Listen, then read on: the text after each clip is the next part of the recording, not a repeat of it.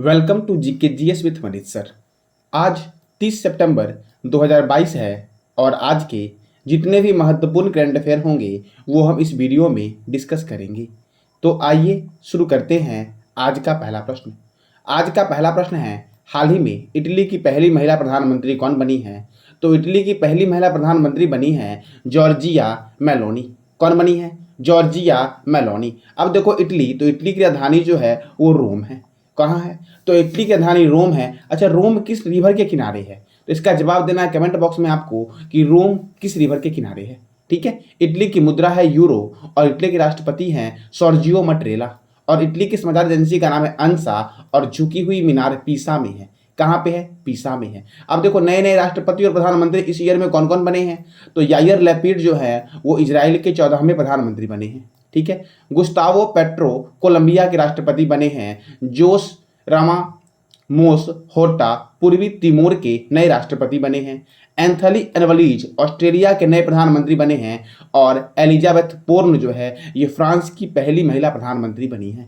ठीक है। Marcos juniors Philippines के नए राष्ट्रपति बने हैं। शेख मोहम्मद सवा अल सलेम कुवैत के नए प्रधानमंत्री बने हैं। ठीक है। तो ये इस ईयर के नए प्रधानमंत्री बदले हुए थे, भिन्न भिन्न देशों में अलग अलग बने थे। ठीक है। अगला प्रश्न आपका है, हाल ही में बंडारू विल्सन बाबू किस देश में भारत के अगले राजदूत नियुक्त हुए हैं? तो यह मेडागास्कर में भारत के अगले राजदूत नियुक्त हुए हैं। अब देखो मेडागास्कर, तो मेडागास्कर की राजधानी जो है वो है एंटानानैरिवो। ठीक है। और यहाँ की मुद्रा है मालागासी एरियरी। ठीक है। अब देखो नए नए उच्चायुक्त है, जैसे कि विक्रम के द्वारा स्वामी, ये यूके में भारत के नए उच्चायुक्त बने हैं। नागेंद्र सिंह को थाईलैंड में भारत का राजदूत नियुक्त किया गया है। ठीक है। संजय वर्मा को भूटान में भारत का अगला उच्चायुक्त नियुक्त किया गया है। और प्रदीप कुमार रावत को चीन देश में भारत का राजदूत नियुक्त किया गया है। कहाँ पे? चीन। अच्छा, चीन की राजधानी क्या है? तो बीजिंग है। चीन की करेंसी क्या है? तो चीन की करेंसी है रेनबिब्बी। और चीन के राष्ट्रपति कौन है? तो इसका जवाब देना है कमेंट बॉक्स में आपको कि चीन के राष्ट्रपति कौन है। देखो चीन की सीमा जो है वो सर्वाधिक देशों से लगती है। तो कितनी देशों से लगती है? इसका जवाब देना है कमेंट बॉक्स में आपको कि चीन की सीमा कितनी देशों से लगती है। ठीक है। हाल ही में किसे पहली बार महारानी एलिजाबेथ द्वितीय वुमेन ऑफ द ईयर पुरस्कार के विजेता के रूप में नामित किया गया है? तो इनका नाम है सुएला ब्रेवरमैन। कौन है? तो सुएला ब्रेवरमैन। ठीक है। देखो यह भारतीय मूल की ब्रिटिश गृह मंत्री हैं। ठीक है। अब ब्रिटेन, तो ब्रिटेन मतलब यूनाइटेड किंगडम। यूनाइटेड किंगडम की राजधानी क्या है? लंदन है। करेंसी क्या है? Pound sterling. देखो एम्नेस्टी इंटरनेशनल, राष्ट्रमंडल, अंतर्राष्ट्रीय मुद्रा कोष, ये सबका मुख्यालय लंदन में है। कहाँ पे है? लंदन में है। विश्व का सबसे बड़ा संग्रहालय जो है वो ब्रिटिश संग्रहालय लंदन में है। लंदन टेम्स रिवर के किनारे है। ठीक है। एविएशन पैसेंजर चार्टर जो है ये ब्रिटेन ने ही लॉन्च किया था। एविएशन पैसेंजर चार्टर, ये एविएशन पैसेंजर चार्टर क्या है? तो यात्री अपने अधिकार जानेंगे इस चार्टर के द्वारा। ठीक है। सबसे बड़ा युद्धपोत HMS प्रिंस ऑफ वेल्स ये क्षतिग्रस्त हुआ है। और ये कहाँ का सबसे बड़ा युद्धपोत है? तो यह है ब्रिटेन का सबसे बड़ा युद्धपोत। ठीक है। फ्रेंड्स, अगर आपको जानकारी अच्छी लगती हो तो चैनल को लाइक करें, शेयर करें और सब्सक्राइब करें और फुल सपोर्ट करें। ठीक है। अगला प्रश्न आपका है, भारतीय डेटा सुरक्षा परिषद के नए CEO कौन बने हैं? भारतीय डेटा सुरक्षा परिषद के नए CEO बने हैं विनायक गोडसे। कौन बने हैं? तो विनायक गोडसे बने हैं। अब देखो राष्ट्रीय डेटा सुरक्षा परिषद क्या है? तो देखो data security council of India, इसकी स्थापना नैस्कॉम के द्वारा की गई थी। इसके द्वारा की गई थी? नैस्कॉम के द्वारा की गई थी। ठीक है। देखो national association of software and service companies इसका फुल फॉर्म है। और इसका मुख्यालय नोएडा में है। ठीक है। और data security council of India का मुख्यालय जो आपका है वो नैस्कॉम के का जहां मुख्यालय है वही उसी में है। ठीक है। देखो data security council of India की स्थापना हुई थी 22 अगस्त 2008 में और इसकी स्थापना नैस्कॉम के द्वारा की गई थी। नैस्कॉम का मुख्यालय कहाँ पे है? नोएडा में है। और नैस्कॉम की स्थापना हुई थी मार्च 1988 में। ठीक है। और नैस्कॉम के चेयरमैन जो आपके हैं वो कौन है? तो कृष्णा रामानुजम। कौन है? कृष्णा रामानुजम जो है वो नैस्कॉम के चेयरमैन है। ठीक है। तो ये था नैस्कॉम और data security council of India. Data security council of India की स्थापना किसने की? नैस्कॉम ने की। और इसका मुख्यालय कहाँ पे है? तो जहां पे नैस्कॉम का मुख्यालय उसी में है, नोएडा में है। नोएडा किस राज्य में है? यूपी में नोएडा है। ठीक है। देखो अगला प्रश्न आपका है, ICRA की रिपोर्ट के अनुसार वित्तीय वर्ष 2023 में भारत की अनुमानित GDP क्या होगी? तो भारत की अनुमानित जीडीपी जो है वो क्या है, तो 7.2% है। देखो भारतीय स्टेट बैंक ने भी वित्त वर्ष 2023 के लिए भारत की जीडीपी जो है वो 6.8% कर दिया है। पहले यह 7.8% अनुमान लगाया था, लेकिन फिर इसमें संशोधन किया गया और कितना कर दिया गया जीडीपी, तो 6.8% कर दिया गया वृद्धि दर भारत की जीडीपी वित्त वर्ष 2023 में। ठीक है। अंतर्राष्ट्रीय मुद्रा कोष IMF, तो IMF ने भारत की जीडीपी 2022 के लिए 7.4% किया है। कितना किया है वित्त वर्ष के लिए, कितना किया है, 7.4% किया है। ठीक है। अच्छा, IMF इंटरनेशनल मॉनेटरी फंड, इसका मुख्यालय कहाँ पे है, जवाब देना है कमेंट बॉक्स में आपको कि अंतर्राष्ट्रीय मुद्रा कोष का मुख्यालय कहाँ पे है। देखो खुद से करोगे तो याद आपको होगा, मैं सारा बता दूंगा, वैसे भी मैं बहुत ज़्यादा ऐड करता हूँ आप लोगों के लिए कंटेंट। ठीक है। तो खुद से जितना करोगे ना उतना आपको ज़्यादा याद होगा। ठीक है। अब जितने की भी जवाब कमेंट बॉक्स में देते हो आपको सारा याद हो गया होगा। आप खुद से गेस करना है एक बार कि याद हुआ या नहीं। ठीक है। अगला प्रश्न आपका है, केंद्रीय वित्त मंत्रालय की रिपोर्ट के अनुसार किस राज्य में 2021 में विदेशी पर्यटक की संख्या सबसे अधिक थी, तो महाराष्ट्र में और तमिलनाडु में 2021 में केंद्रीय वित्त मंत्रालय की रिपोर्ट के अनुसार सबसे अधिक पर्यटक आए थे। कहाँ पे, तो महाराष्ट्र और तमिलनाडु में, यानी कि 1 और 2 दोनों सही इसमें हैं। ठीक है। अब देखो महाराष्ट्र में आए तो महाराष्ट्र की राजधानी है मुंबई, महाराष्ट्र के गवर्नर है भगत सिंह कोश्यारी और महाराष्ट्र के मुख्यमंत्री हैं एकनाथ शिंदे, और यहाँ पे राज्यसभा 19 है और लोकसभा 48 है। महाराष्ट्र में है पुणे स्टेडियम, जिसका नाम बदल कर दिया गया नीरज चोपड़ा स्टेडियम। सार्वजनिक शौचालय की स्थिति को सुधारने के लिए राइट टू पी अभियान शुरू किया गया। कहाँ पे, तो यह शुरू किया गया महाराष्ट्र में।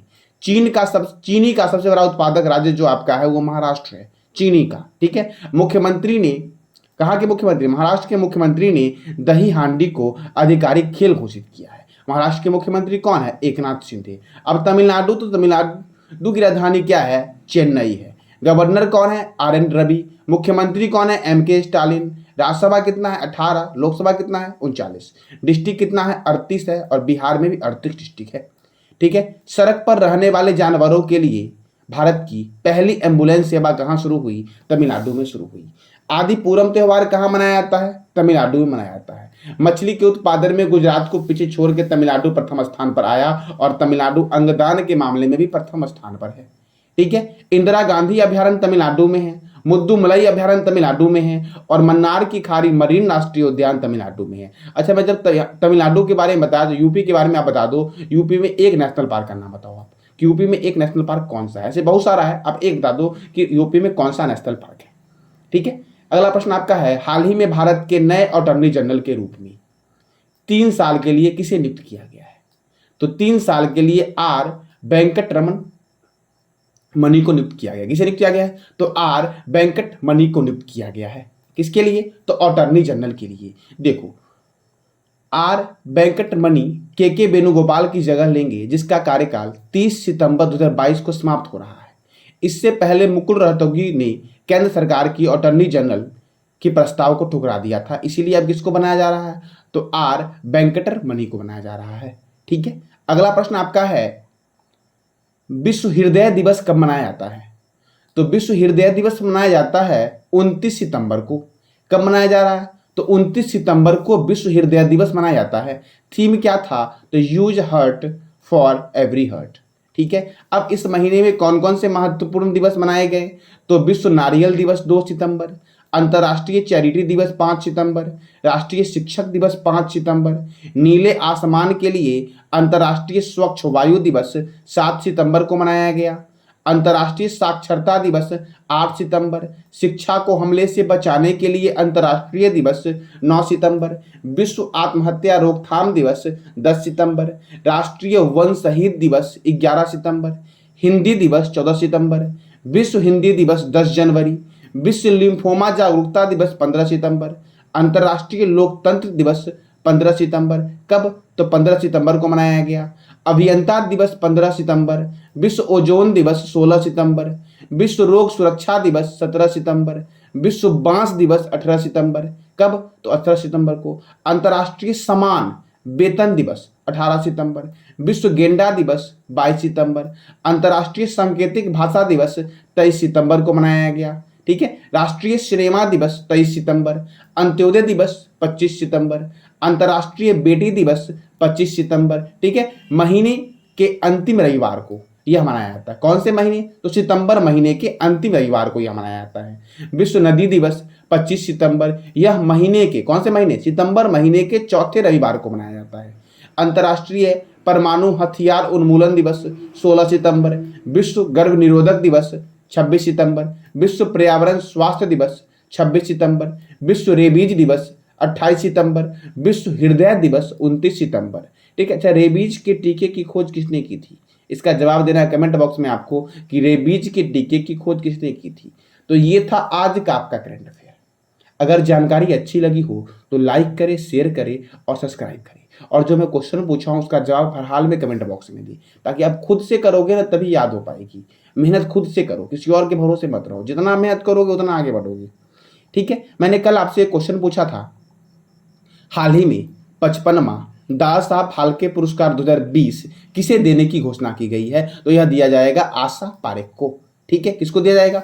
आशा पारेख को दिया जाएगा। और सुनो, यह पुरस्कार 30 सितंबर को राष्ट्रपति द्रौपदी मुर्मू विज्ञान भवन आशा पारेख को देगी। कौन देगी?